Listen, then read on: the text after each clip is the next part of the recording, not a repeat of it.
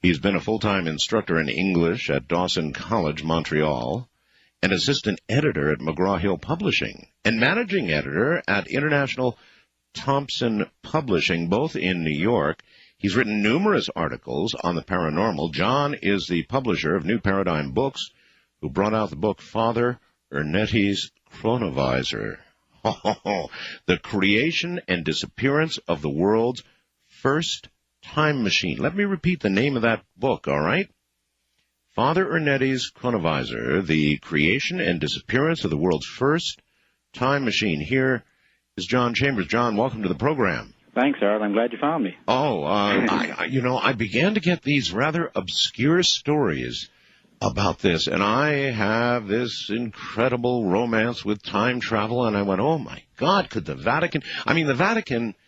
Number one, they have a lot of secrets. They keep all kinds of things secret, John. They've got this whole area below the Vatican full of secrets, tunnels under the Vatican, and they've got the third secret of Fatima that I don't believe they've still told us the real truth about, the whole truth.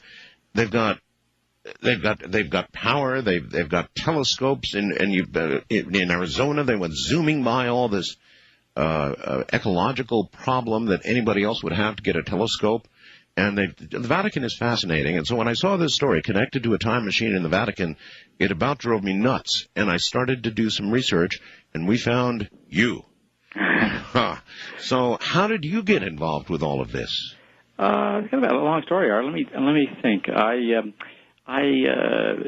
Sort of as a journalist, I went up to a Erich von Däniken Chariots of the Gods conference in Orlando, Florida, in 1997, just because I covered that kind of thing. Right. And I expected that the speakers would be, rather elderly people of von Däniken's generation. I was fascinated by the subject, of course. I got up there, and there were a whole bunch of young, brilliant speakers, half from America, the other half from Germany, mostly Germany and Switzerland.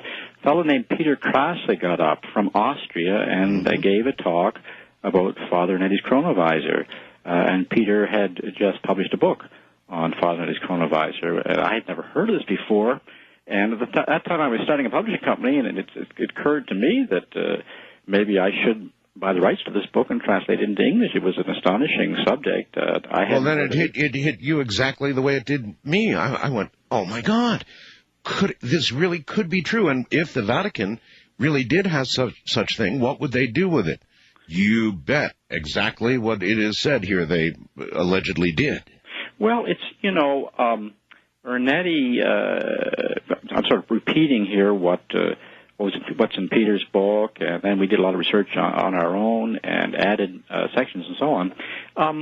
Ernetti was a Benedictine monk, Italian, yes. Very, very brilliant man, became an expert, very early on became an expert on what's called polyphonic music. That's music that was composed from about 2000 BC to 1000 AD. Ernetti wrote a whole mess of books on the subject, also called archaic music. He was the world authority on Gregorian chant. He held the only chair in the world on polyphonic music. Okay, well, that all sounds like various forms of altered states to me. Well, you've got a big point there. But the thing is, the first thing about his holding this chair, I think, is suggests that this is a considerable man. He's a very, very learned, substantial fellow. Right. It's a little hard to dismiss him as a flake. That's one of the things that got me very quickly. And secondly, yes, it's true that when you get, I understand that when you get back into ancient Greek music, you're talking music of the spheres. You're talking about vibrations passed through the ether or the astral fluid. Such was the theorizing then, and I think it stands to reason that Ernetti must have had a lot of really arcane, esoteric knowledge about sounds and very, very basic, primordial ways in which sound and sight were transmitted, as you were saying earlier. Well, listen, even modern music, relatively modern music, will put you into an altered state of sorts. So it may well be that music that old. Well, maybe a much more profound state than we know of in our present-day society. Exactly. it's a little bit akin to these mantras that you know, have been so fashionable for the last few decades. These mantras that you hear repeated were supposed to have come to fakirs and yogis who've been meditating in caves for years. These mantras were delivered straight to them from God, and who knows, but there's not some kind of huge truth in this. Oh, listen, I studied Buddhism. I studied Nichiren Soku Soka Buddhism, and in that you chant Nam Myoho Renge Kyo, Nam Myoho Renge Kyo, Nam Myoho Renge Kyo. I know, but yes, and yes. it produces an altered state. So, I mean, there's a lot to go on here. In what way was Father Ernetti technical, or how did he get wrapped up with these physicists? In other words, when did it move, do you think, toward this chronovisor, this look back in time? Well, Art, for sure he knew a lot about physics. Also, he had a degree in quantum physics, subatomic physics. He did? Yeah, and along with having this tremendous knowledge of music. Okay, let me stop you there. That I don't understand. How does a priest, how does a Benedictine priest get in other words, usually physics and hard science and the priesthood, they just don't mesh. Well, one might think so. You know, I would tend to agree with you, except that there's no doubt that Ernetti had this degree and did do research. I'm with you. So what we're talking, a very, very unusual man, and you know, and you know, all the more a guy that you can't dismiss as some kind of flake. Whatever was going on, it's very hard to just dismiss him out of hand. No, I'm not doing that. No, I know that. I know that. But in generally speaking, you know, that's what you come up against. That's what I came up against when I began to research this material. It's you know, you're on the one hand you do want to dismiss him because of some of his assertions and his claims. On the other hand, you really can't. And what has happened recently, or I guess I'm sort of maybe kind of getting far away from your last question. What has happened? No. Just let me add here that I've interviewed a lot of the world's best scientists, and I have no problem. You know, I pin people down. That's what I do, and I will frequently ask a theoretical physicist or a physicist or a man of science, do you believe in the God of the Bible? You know, it's an uncomfortable question. Most of them, when really pressed, you mean the exact God of... No, I don't. I mean, that's what comes from hard science, more times than not. And that's why I said what I said. So he's a priest and a physicist. My goodness. And anyway, so... Well, you're talking to a real unusual man, that's for sure. And the one thing that's happened recently is that, first of all, there was Peter Cross's book in German, and then we translated Peter's book and made a lot of changes. We got a lot of new documentation, and those were the only books there were about Ernetti, except that a few years before Peter brought out his book, you mentioned this fellow earlier also, a French Jesuit priest named Francois Brune, who was a well-known journalist in France, even wrote a bestseller on paranormal phenomena at one point. Father Francois Brune, I think it was 1994, wrote a book in which he had a long section on Father Ernetti, and that was one of the first, books that sort of put Ernetti and his achievements before the general public, although there had been lots of rumors for years about this coronavirus. Well, one quote from him was that, in his opinion, no matter what else, Father Ernetti would not have lied about this. Yeah. The thing is that Father Francois Brune knew Ernetti well. He encountered him when Brune was very young, he was about 23, and had been doing postgraduate, he was French, but had been doing some graduate studies in Rome, and hitchhiked up to Venice to have a look at the basilicas, and bumped into Ernetti, seemingly by chance, and yes. They talked. Ernetti told him his story, and Father Brune was, of course, totally. His mind was blown. Why do you think Ernetti told him the story? I don't know. Maybe he sensed something sympathetic in Brune. I don't know. At this point, how old was Ernetti? He was born in 1925. He would have been about 37. About 37. Yes, I think Brune was 15 years, maybe 10, 15 years younger. So a relatively young man talking to a younger man and telling him, in essence, I guess, that he had built this machine with the help of other physicists. How long did it take in the doing? Do you know? We don't know. I don't know anything about that, but two of the physicists that he claimed helped him were Werner von Braun, I guess it more an engineer than a physicist, and Enrico Fermi. So already that sounds improbable already. I know that, and it sounded pretty improbable to Father Brun. But the thing is, Art, Father Brun over the years would go around and see Ernetti, and they would chat about all manner of things, and and always Francois Brun saw that Ernetti was a master of many fields of knowledge. He was interesting, informed things he had to say about theology, Well, do we know anything about the construction of the machine itself, how long it was in construction, anything of the nature of it at all? What do we know? Yeah, we do. All right. Yeah, we do. Well, we know what Ernetti said anyway, and it was something you know the alley-oop comic strips. I think they're still around. The alley-oop is the caveman who's brought forward to our time by Dr. One Mug in a time machine. Yeah. But a lot of time we're seeing One Mug standing in a little booth looking into a TV screen and watching alley-oop, kind of cavorting several million years ago.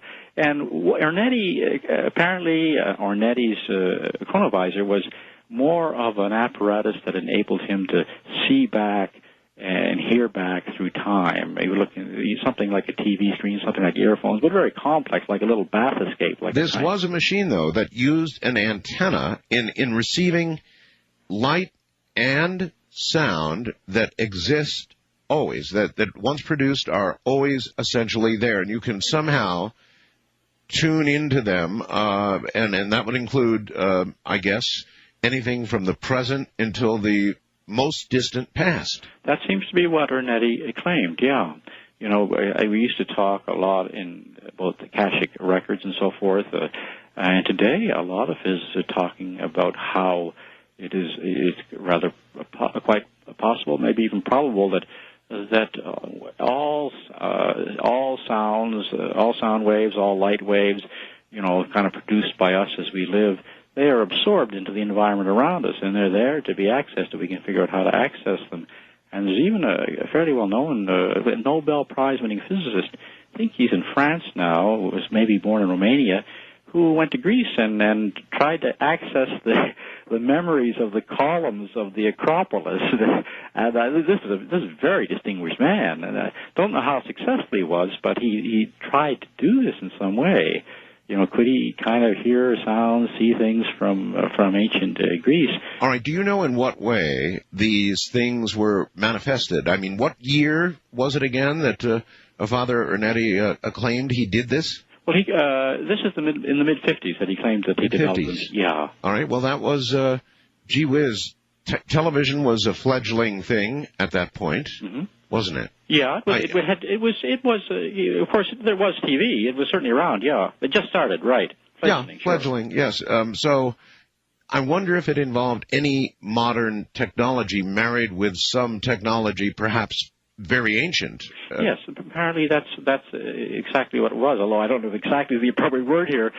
Some kind of a combination of quantum physics and astral fluid metaphysics, something.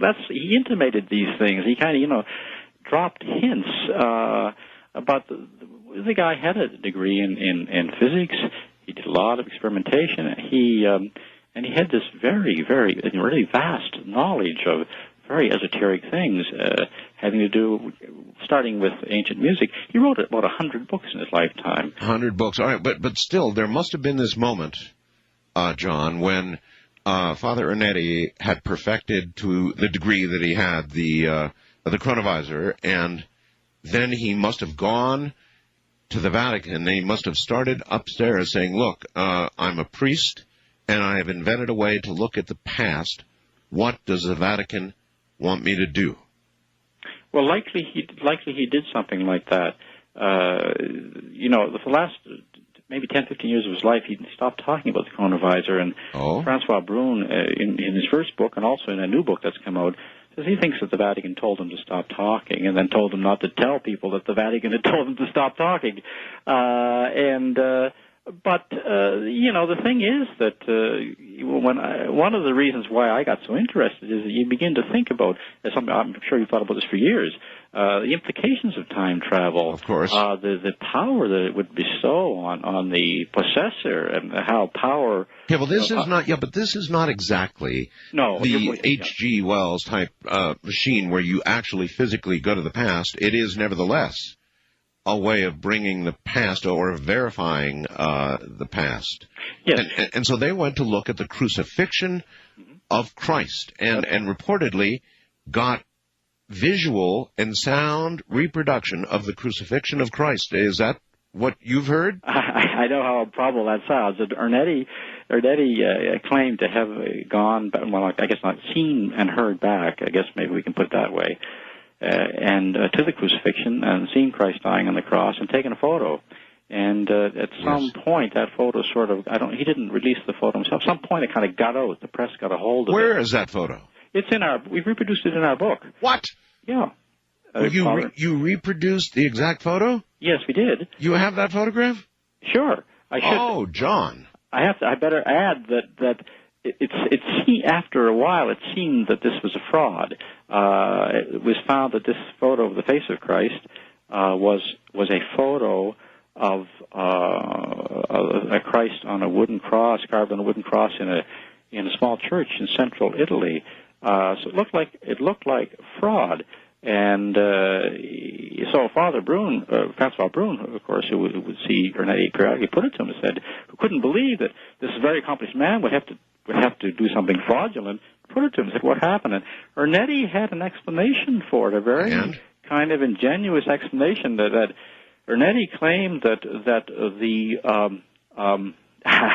I don't know if I get the details right. It's in our book. Ernetti claimed that the wooden statue, the carving, the artist who did it had been inspired by a nun who had mystical visions, and it had the mystical visions of the crucifixion of Christ. So Ernetti kind of said, well, his vision, what he carved was the result of inspiration because of a vision from somebody who herself also had the ability to go back and see. All right. Hold on. We're at the top of the hour, and we'll be right back. John Chambers is my guest, a time machine in the Vatican's hands. He claimed to have gone a little farther back to Rome in 169 B.C., as I think you read earlier, and to have watched a tragedy, a play that we don't. It's lost to antiquity, but we know of it. It's called Thyestes by a guy named Quintus Ennius, and Ernetti claimed to have, jotted down a bunch of the dialogue of this play, to have come back or to have retrieved using his chronovisor a fragment of this play as proof, I guess, huh? Yeah, and we were very fortunate. I made contact with Francois Brun while we were putting the book together, and he was good enough to send me the fragment, a copy of the fragment in Latin. Of course, we got a Princeton professor, PhD in classics, to translate it for us and to write a commentary. That's in our book too. It's really extremely interesting. Okay, and your book again is called Father Ernetti's Chronovisor: The Creation and Disappearance of the World's First Time Machine. As I don't know what to say. Also, I'd like to add one thing before I forget, and that is that he claimed at one point that they saw a little bit into the future, just far enough to see a bank robbery taking place that was going to be my next question. Could it go to the future? Yeah, well, apparently he says that once they did look a little bit into the future, saw a bank robbery taking place, and were able to call the police in the present and have it prevented, which just kind of reminds you a bit of this new movie with Tom Cruise, Minority Report. Yeah. Oh, that's incredible. That's absolutely incredible. Yeah. That's the, and of course I didn't see all that movie, just part of it, but there you see that this ability that these police have to look a little bit into the future and arrest people for murder before they murder, that ability has corrupted the police force absolutely, and that power has corrupted them. And perhaps I think Francois Brun feels perhaps the Vatican is holding something, maybe not the Chronovisor, but maybe the plans for it, all right, because they're afraid people will be corrupted by it. All right, that may well be, but let's, for a second, imagine the Vatican actually has a photograph of the crucifixion. Now, if they really have that, I guess I'm trying to imagine why they would suppress it, because it would give so many people religion. But the answer must be that in order to release that, they would have to release, I suppose, total information on how they got it, wouldn't they? Well, and they also might be afraid that something like a Chronovisor would prove that the kind of standard Catholic,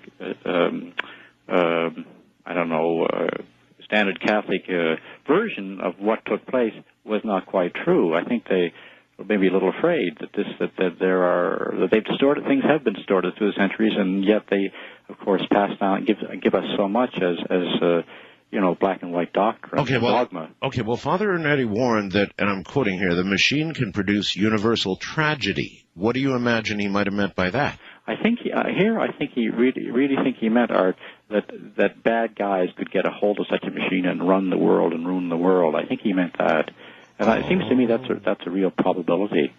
That's one of the things that makes this story, Ernetti's story, kind of, I wouldn't say convincing, but makes me think a lot about it. Okay, well, so then the ability to look into the past or look into the future, surely that could easily be used, particularly a glance into the future, to affect world events, and that almost gets us to the big problem with all time travel.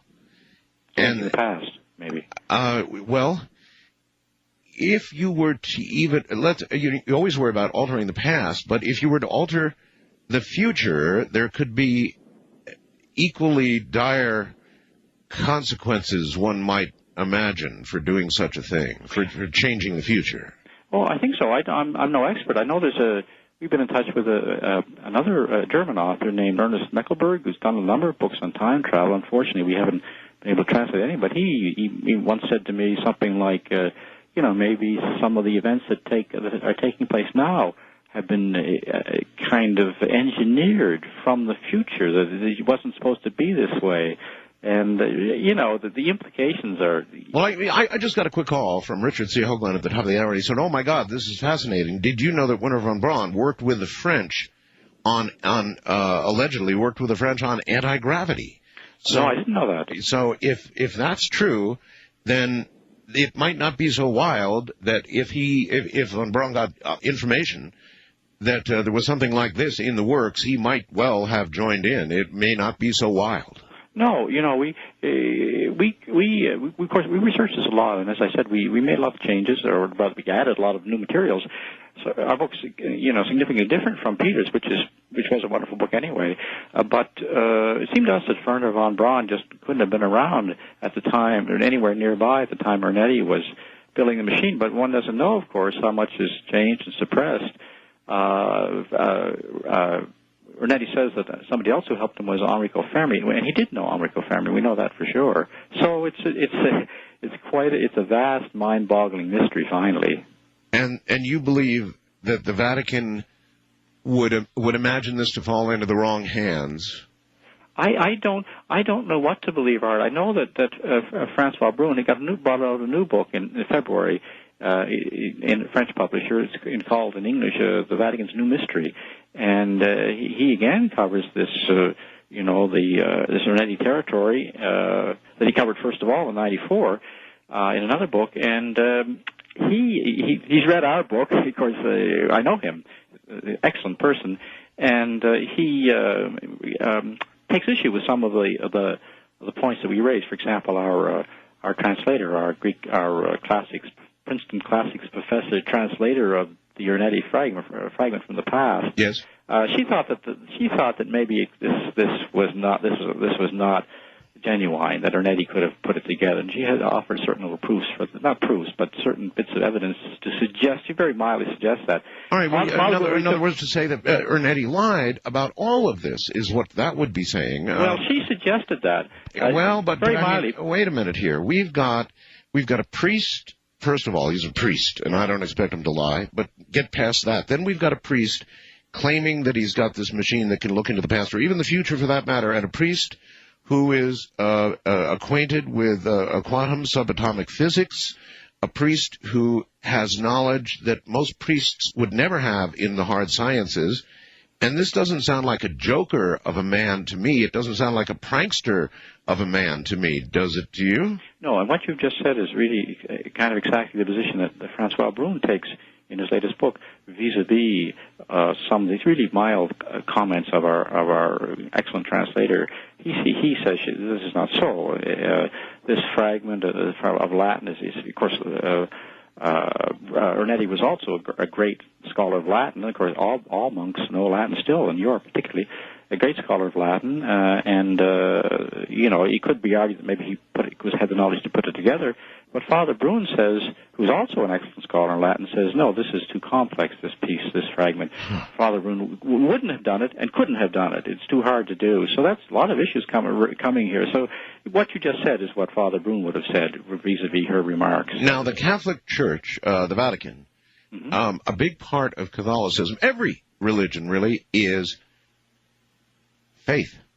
It's faith. Yeah. Now, I wonder if having actual proof of the crucifixion, even if it was exactly as we have read in the Bible, having real hardcore proof of that might remove that faith part.